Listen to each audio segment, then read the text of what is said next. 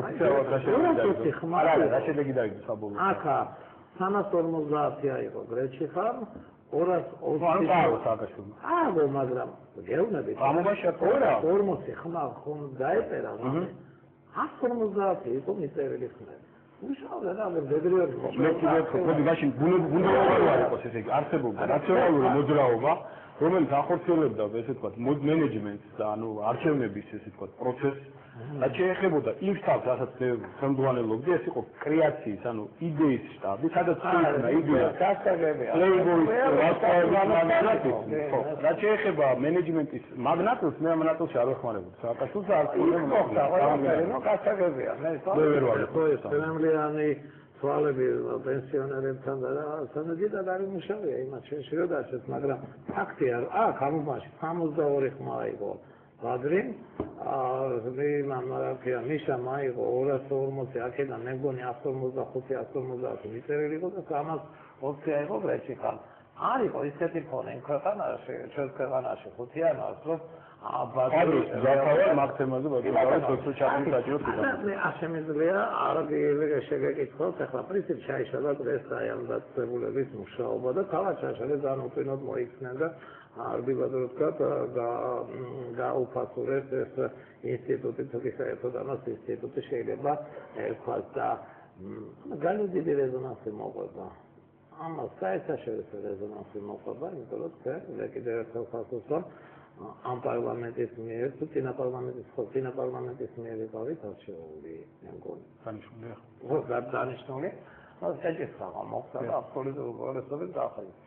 Els როდესაც ესეთ ოფიციალს უსწავლენ და ჩაიშალა მე სერიოზული ბრალდებები მოვიწმინეთ თქვენგან. Թե ფაქტურად დააფიქსირეთ, რომ იდეა ფიქსირდა ყველაფერი ეს. მოყვება მას სერიოზული რეზონანსული გაისა და ვერტიკა საერთაშორისო გამოძიება არის ალბათ ჩასატარებელი იგივე აი ამ დღევანდელ ინციდენტთან დაკავშირებით საერთოდ 7 ნოემბერთან ეს ფაქტურად ნდობა დაკარგა ამ დაწესებულებამ, რომ გამოიძიოს რუსული აგრესია. საკუთარ რუსულ აგრესიას და ნააღერავეს იდეა ამ კომისიისა. არა, მე ხას უსვა რუსული აგრესიას ჰქონდა ადგილი.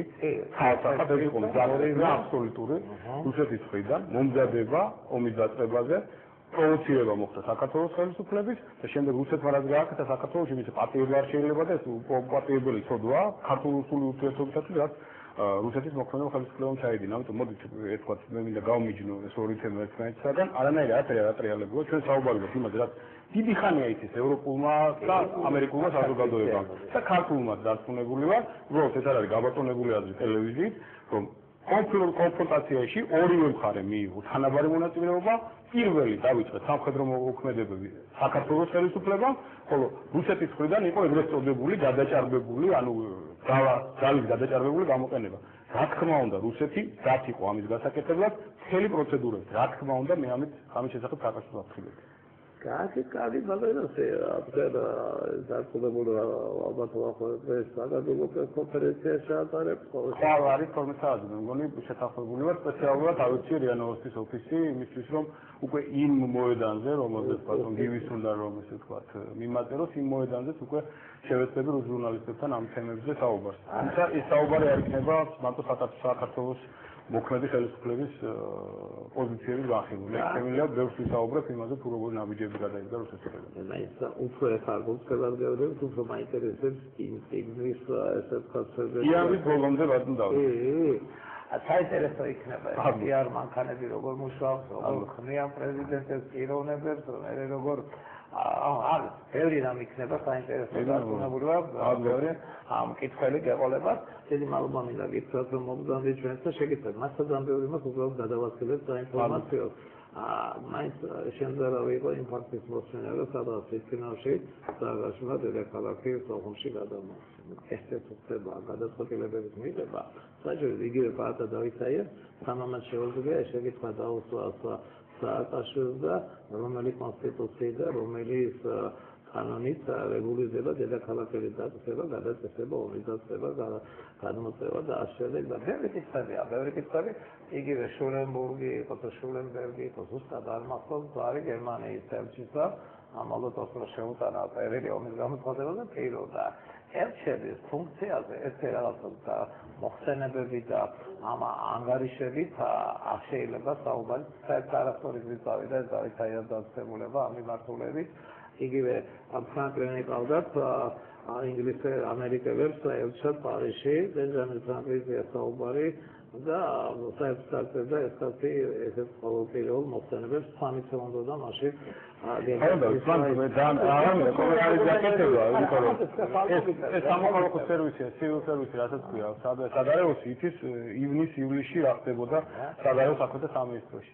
არც ერთი სისტემა არ მუშაობდა, იქ იყო გაგდება სამსახურიდან, იქ იყო ძალიან ბევრი შეურაცხყოფილი დიპლომატის წასვლა და ეხლა თუ რამის წერაზეა ლაპარაკი, მოდით ავიღოთ ნებისმიერი ელჩის და ჩემი მაის-ივნისში გამოგზავნილ წერილებს და შევადაროთ მარტო რაოდენობრივად. ეხლა რა შეეხება თემატიკის მნიშვნელობას, კიდევ ერთხელ გეუბნებით, მე ჩამოდიოდი კვირაში თითო ყოველკვირა ვიყავი აქ 2-3 დღე, მქონდა შეხვედრა სააკაშვილთან ყოველ ჩამოსვლაზე, ყველა აი ეგრეთ წოდებულ decision maker-თან, ლომაია, აბეიშვილი, იაკობაშვილი, არ ვიცი კიდე ვის ეხებოდა თვითონ სამინისტროსთან და მე ამ თემაზე თუ ეხლა ინფორმაციას არ ვაწყდები ამათ და თუ ეს ყველაფერი თურმე ქაღალდზე გაფორმებული თან რომელიც ეს თქვა რაფოსტის იგზავნება და ესე ვთქვათ ეს იყო პრიორიტეტი განიხილოთ არგუმენტები აქ არა გასწორებული მე არ ამჯერა ნებისმიერ დილეტანტს საკამათოდ გაუხსნიდა ამ შეკითხვას. დარწმუნებული ვარ, უფრო დეტალურად მოვისმენთ თქვენგან, მე მესმის დიმეტრე ქონდათ დესტრის ობსტრუქცია,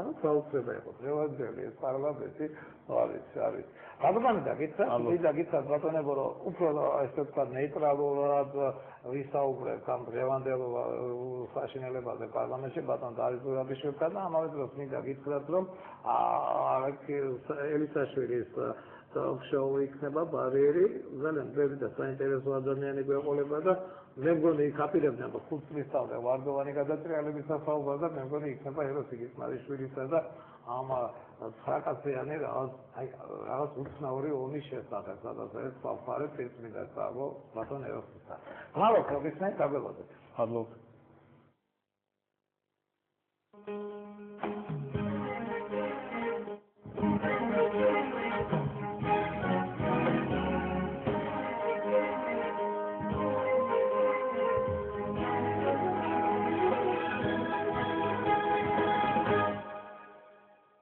მოგესალმებით ბატონებო და მინდა გითხრათ რომ ჩვენი სტუმარი გახლავთ ბატონ დავით ზურაბიშვილი. დიდი მადლობა ბატონ დავით ჩვენთან მოგზაურობისათვის. დღეს სენსაციური დღე იყო ნამდვილად. მე მოგონებს ოქროაშვილის სკანდალურ განცხადებებს და იმაში რაღაც აირია ყველაფერი ჩვენთანაც და ძალიან დიდი რყევები მოყვა მაშინდელი ბატონი ირადის განცხადებებს. რაღაც ამდაგვარი იყო დღეს აი ამ უცნაურ საკრებობაში პარლამენტში ეროსიგის მარიშვილის დაკითხვა თუ რა ხდება დღეს საერთოდ არ ვიცი ფორმატი ამ კომისიის იმას ეკითხა გადავადგინე არ ამგონია რომ საგამოძიებო იყოს მე მახსოვს ოსაზის კომისიას ჰქონდა გამოძიების უფლება არ მეგონი რაღაც გამოკითხვა გადაკითხვა არის და ამერად ჩაიშალა ეს ყველაფერი თქვენი კომენტარი დღევანდელ დღეზე არ აღძარებთ იმ ოქროაშვილის ცნობილ განცხადებებს დღევანდელ დღეს გავსება აქ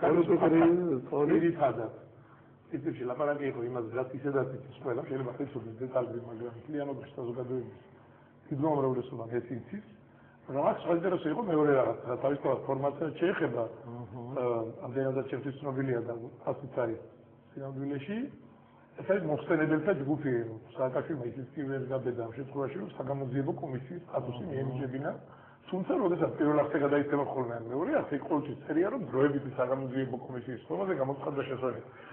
თუმცა ამის სტატუსი რეალურად ამას ქვია მოხსენებელთა ჯგუფი რომელსაც არ აქვს ასე დირექტიული უფლება პირდაპირ საკითხვა ჩაატაროს, მაგრამ ნუ არ აქვს მნიშვნელობა ამ შემთხვევაში. დიდი მნიშვნელობა აქვს ბატონო დავით რა აი მაშინ ამის წენით დავითაიამ რატო დაიწყო ულტიმატუმის ენის საუბარი და რაღაც განცხადების კეთება. ძალიან მარტივია რა ხა თავისთავად ეს დღევანდელი ერთ საინტერესო იყო იმისათვის რომ დღეს თუ ვინმე ეჭვებარებოდა აქამდე მაინც და რაღაცას ფიქრობდა რომ ეს კომისია არის ნუ რაღაცას მაინც ვიძიებს თითქოს. დღეს იყო ხაზზე უცხადებს ეს აშკარა ძალიან შეიძლება ითქვას რომ ეს კომისია სხვა ფუნქცია ამ კომისიას არაფერი არა, გარდა იმისა, უხეშად უცხოდ გააправოს სააკაშვილის ქმედებები აპრილის განმავლობაში, აგვისტოსა და სექტემბრის განმავლობაში. და წარმოაჩინოს სიტუაცია ისე, რომ იდეალურად იქცეოდა ქვეყნის ხელისუფლება ზოგიერთი პირის გამოკლებით და ზოგიერთი პირის ყველაფრის დამნაშავე ესენი არიან. არ უკვე მოხსნილი ხალხის თქვათ, მე პირადად შემიძლია და გითხრა დადასტურა დაიწყე. აღმოჩნდება ყველაფერი დამნაშავეები არ ყოფილან თქვათ გურგენიძე პრემიერ-მინისტრი რაღაცა რა თქმა უნდა ზედა გაიჟღერა არაერთხელ იგივე ეკა შარაშიძის სახელმწიფოთაგوارობა იგივე დავითაიან ბატონოვას დანა რომ ის პროკურატურის წინაშე დასვამს მარტო ეროსი კიტმარიშვილზე საკითხს არამედ ქალბატონი შარაშიძის საკითხსაც არ ვიცი ხა ეკა